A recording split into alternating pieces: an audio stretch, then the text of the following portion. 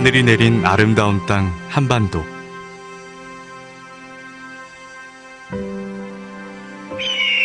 하늘을 숭상했던 우리 민족은 새가 하늘과 사람 사이를 이어준다고 여겼습니다.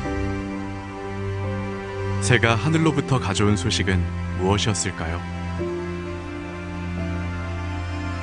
기원전 2333년 고조선 아사달, 하늘을 다스리는 천재의 아들이 불과 비와 이슬을 가지고 땅으로 내려와 신성한 나무, 즉 신단수에서 새로운 나라를 열었습니다.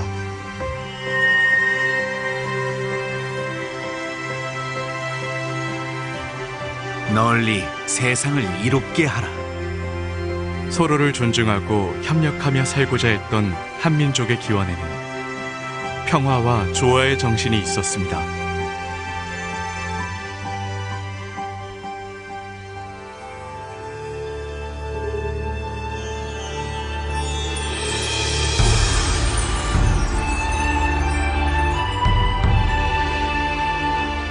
천,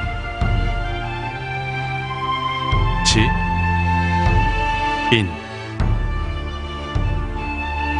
하늘과 사람, 그리고 천지 만물의 조화를 따라 평화를 이루고자 했던 왕도 있었습니다. 1446년 조선 세종 25년 한양. 나라를 다스리는데 가장 앞서는 것이 무엇인가? 백성을 사랑하는 것보다 앞서는 것이 없다고 들었사옵니다.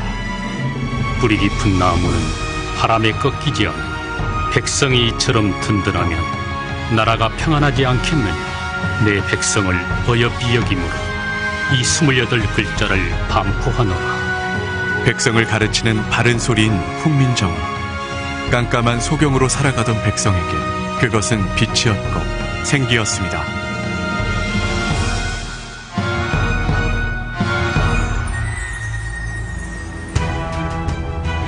반만년의 역사 속에서 우리는 수많은 위기와 전쟁을 겪었습니다.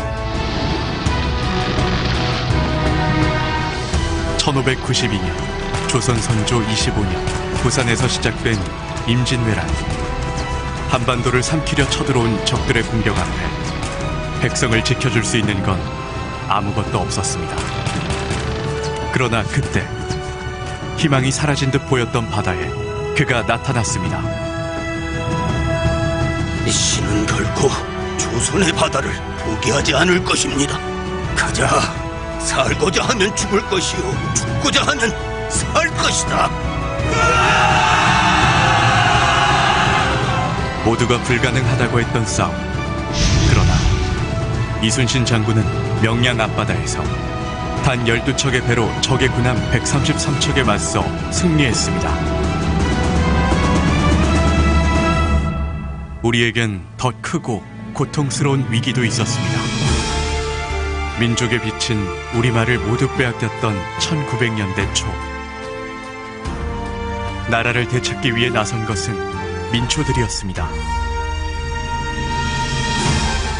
1919년 3월 1일 서울 종로. 평범한 사람들이 광복의 사자들이 되어 거리로 나섰습니다.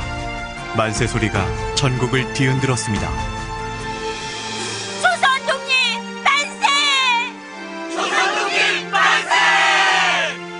3월 1일에 벌어진 이 만세운동은 전국적으로 확산되어 106만 명이 목숨을 걸고 독립을 외쳤습니다. 그리고 결국 1945년 8월 15일 나라를 위하여 목숨을 던진 수많은 선조들의 핏값으로 우리는 해방되어 광복을 맞았습니다.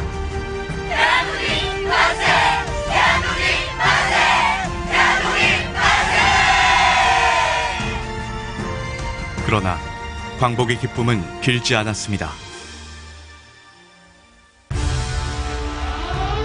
1950년 6월 25일 새벽 4시 한국전쟁이 일어났습니다.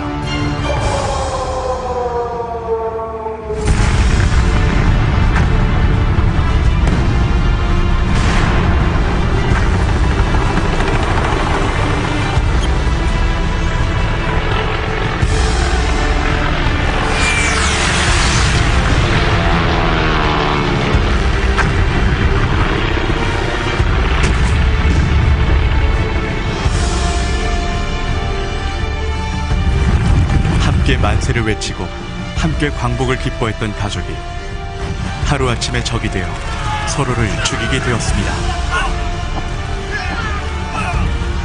한반도에 살고 있는 평범한 우리들은 무엇 때문에 그토록 치열하게 서로를 죽이는 전쟁을 해야만 했을까요?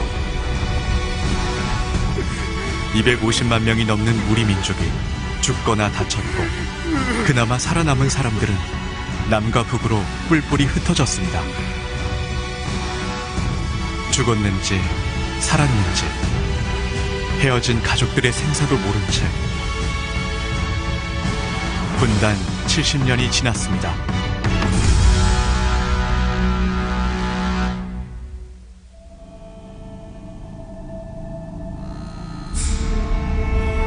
폐허가 된 한반도를 보며 사람들은 이렇게 말했습니다.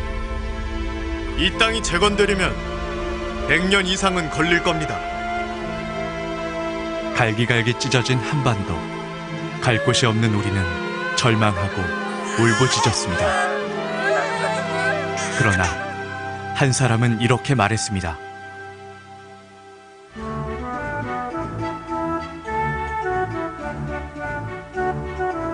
다 같이 잘 살기 위해서 다 같이 노력하면 해낼 수 있지 않겠습니까? 한 사람씩 두 사람씩 있는 거 모아서 서로 도우면 할 수 있는 겁니다. 그의 말은 현실이 되었습니다. 1973년 청도.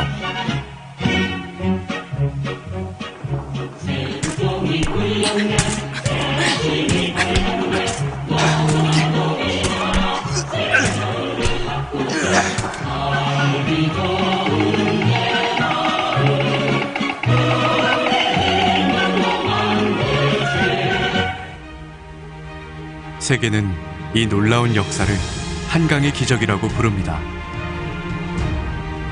21세기를 살고 있는 우리는 세계적인 문화 강국이 된 대한민국을 유산으로 상속받았습니다.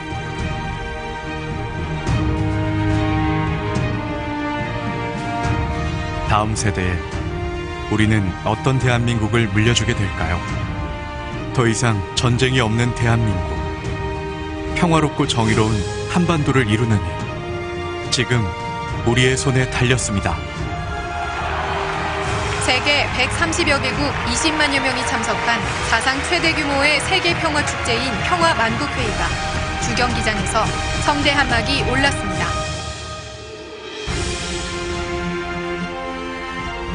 (2019년 9월 18일) 대한민국에 가장 필요한 것은 무엇일까요?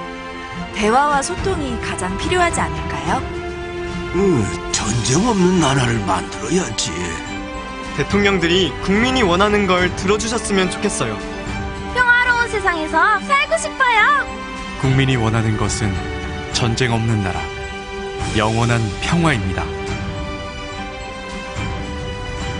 먼 훗날 우리 아이들은 이렇게 물어볼 겁니다.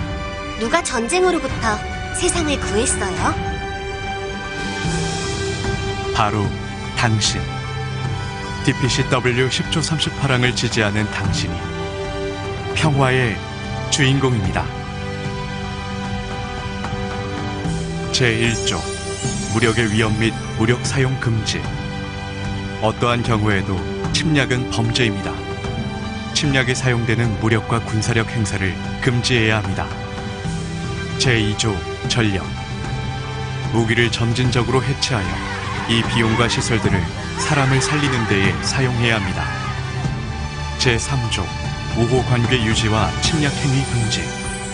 모든 국가는 서로에 대한 존중을 기반으로 우호적인 관계를 만들어 가야 합니다. 제4조 국경. 국경은 나라와 나라 사이의 약속입니다. 내 나라의 영토를 보호하려면 상대의 영토도 존중해야 합니다. 제5조 자결권. 국가의 운명을 결정짓는 것은 그 국가의 국민입니다. 타국은 간섭할 수 없습니다. 제6조 분쟁의 해결. 국가 간 분쟁은 국제법을 기준으로 해결할 수 있습니다. 이제 전쟁이 아닌 법이 다스리는 세상이 되어야 합니다. 제7조 자위권. 국가는 자국민의 평화와 안보를 유지하는 조치를 할 권리가 있습니다. 제8조 종교의 자유. 그 누구도 종교를 강제할 수 없습니다. 서로의 종교를 존중한다면 전쟁과 분쟁은 사라질 것입니다. 제9조 종교, 민족 정체성, 그리고 평화. 다양한 종교는 상호 이해를 위하여 노력하고 평화를 위협하는 종교적, 민족적 사상은 반드시 사라져야 합니다. 제10조 평화 문화의 전파. 평화를 배우고 가르치며 누리는 평화의 문화. 지구촌은 평화의 문화로 자란 평화 시민들의 세상이 될 겁니다.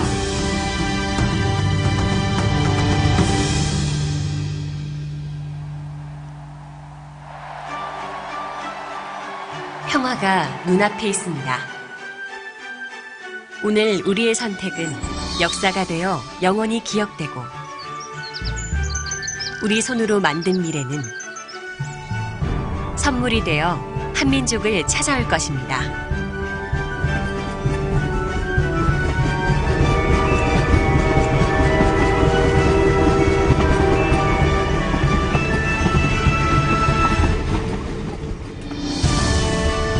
하나된 우리, 새로운 대한민국. 평화의 빛이 여기서 시작됩니다. 평화의 새 역사가 쓰일 그날. 2020년 9월 18일 평양. 평화 만국회의 6주년 기념식에서 만납시다.